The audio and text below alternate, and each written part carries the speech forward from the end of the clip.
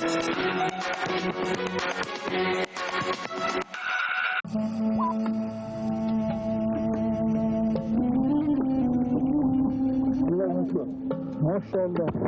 Subhanallah. Allahu Ekber. Allahu Ekber.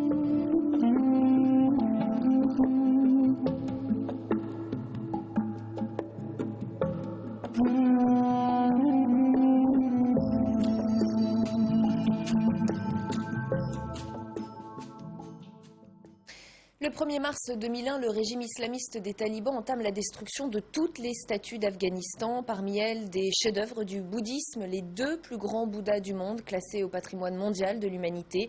L'image va faire le tour du monde et l'événement provoquer un tollé international. Loin d'être anecdotique, cet épisode va marquer un tournant dans l'histoire et on va voir comment avec Jean Damécourt. Bonjour, vous êtes diplomate, ancien ambassadeur de France en Afghanistan. Merci d'avoir accepté mon invitation. Pour que l'on comprenne bien l'importance de cet événement, pouvez-vous nous expliquer ce que représentent ces statues? Quelle est leur histoire? Oui. D'abord, c'est très lié de façon intrinsèque à l'histoire de l'Afghanistan. Elles ont été construites très probablement entre le 5e et 4e, on ne sait pas très bien, et le 8e siècle. Et elles étaient aussi quelque chose qui était très lié à un point important de l'histoire de l'Afghanistan, qui est eu du 1er au 3e siècle, un grand empire qui s'appelait l'Empire Kushan, et qui a été la première monarchie qui est réellement structurée sur la route de la soie, en échange avec la Chine et avec l'Inde, ce qui est devenu le bouddhisme. Parce que le bouddhisme, au début, c'était une doctrine, et ensuite, c'est devenu une religion avec des temples, un clergé. Et tout simplement, cet endroit est devenu l'un des très très grands sanctuaires sur la route de la soie du bouddhisme. Et alors pour les talibans, elle représente plutôt l'idolâtrie qui est interdite dans l'islam. Que sait-on à ce moment-là des talibans, d'Al-Qaïda? Est-ce que Ben Laden est impliqué? Si vous voulez, en fait, ce qui a motivé, c'est assez intéressant, ce qui a motivé la décision des talibans de démolir les Bouddhas, c'est vraiment une série de choses. C'est d'abord le fait qu'ils venaient de conquérir la région de Bamiyan, qui était tenue par les Hazaras, et les Hazaras sont chiites. En plus, il y a probablement un facteur un peu raciste. Ce ne sont pas des Aryens, ce ne sont pas non plus des Arabes, ce sont des Asiatiques, des Mongols, installés depuis très très très longtemps dans cette région. Ils avaient eu des combats extrêmement durs avec eux. Il y avait un côté vengeance contre les Hazaras.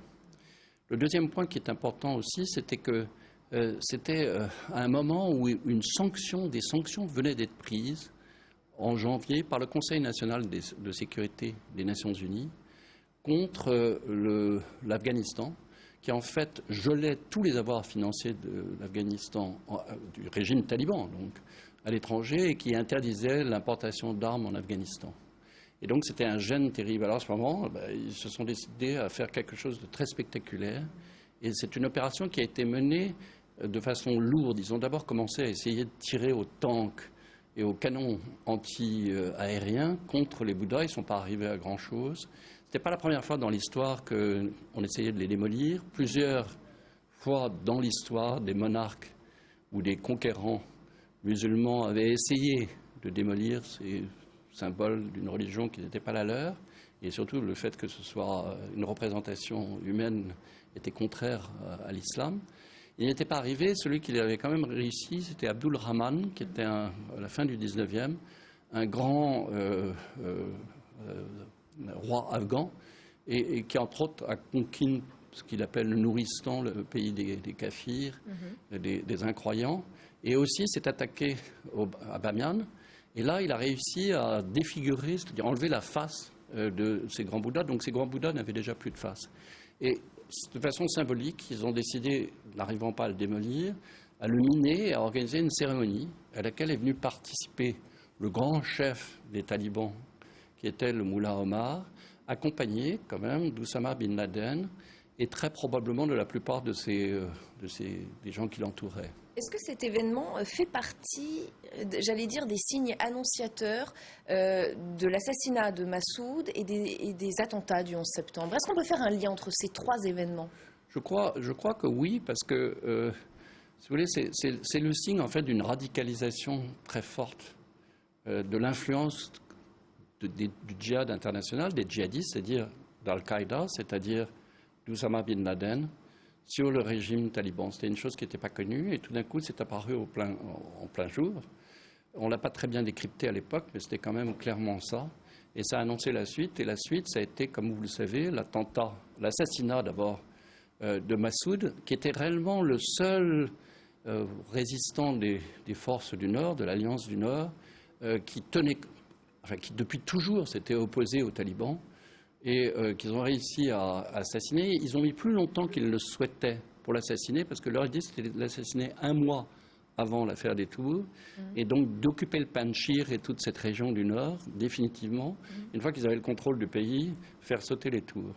Ça s'est passé 3 jours avant. Il y a un lien étroit, bien sûr, mais ce n'était pas exactement le timing qui avait été choisi. Alors en 2001, ce sont les talibans, Al-Qaïda, Ben Laden qui terrorisent le monde. Aujourd'hui, c'est Daesh qui détruit des sculptures pré-islamiques en Irak. C'est une répétition de l'histoire?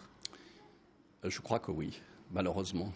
C'est-à-dire que les mêmes causes produisant les mêmes effets, on a eu dans l'affaire des talibans, je vous l'ai dit, un mouvement djihadiste qui n'était pas au pouvoir en Afghanistan, mais qui avait pour objectif d'établir un émirat islamique dans le monde et dont la base aurait été l'Afghanistan. Et de plus en plus, les talibans s'orientaient vers cette politique.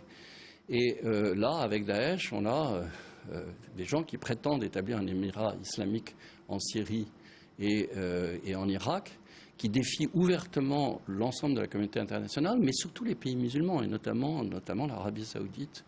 Et ce n'est pas par hasard qu'ils s'en prennent de façon, je pense qu'il y a un lien même dans leur esprit, à ces symboles de la culture kafir que représentent. Mais ce n'est pas n'importe quoi qu'ils ont détruit. Hein. C'est quand même dans le musée de Mossoul, c'est des objets absolument magnifiques de l'époque assyrienne, c'est-à-dire très très très très longtemps, 8 siècles avant Jésus-Christ. D'après un ex-agent de la CIA, l'Afghanistan pourrait devenir ou redevenir un refuge pour les djihadistes de l'État islamique, notamment à l'occasion du départ des soldats occidentaux. Est-ce que la menace d'un sanctuaire afghan, vous y croyez? Je pense que c'est un des dangers, enfin c'est certainement l'un des objectifs des talibans. Ils n'ont pas renoncé à créer un émirat islamique. Et s'ils arrivaient à déstabiliser ce qui est leur objectif, ils n'ont pas renoncé à cet objectif. Le régime actuel en Afghanistan, qui est quand même très proche de l'Occident et qui a été en grande partie construit après l'intervention occidentale en Afghanistan en 2001, leur objectif est clairement ça. Est-ce qu'ils y arriveront? Ce sera difficile, mais enfin, j'y crois pas beaucoup, mais enfin, c'est certainement leur objectif. Jean Damécourt, si je vous demande de terminer cette phrase, le 1er mars 2001, c'est le jour où? Que me répondez-vous? Je pense que c'est un tournant important. C'est la première fois que la communauté internationale avait un signal extrêmement clair qui permettait de percevoir qu'elle allait être menacée non seulement à l'extérieur, mais au cœur même de ses croyances, de ses convictions et peut-être même de ses territoires. Et ça a annoncé le 11 septembre. Excusez-moi. Merci beaucoup Jean Damécourt d'avoir été mon invité dans le jour où. L'information continue sur LCI.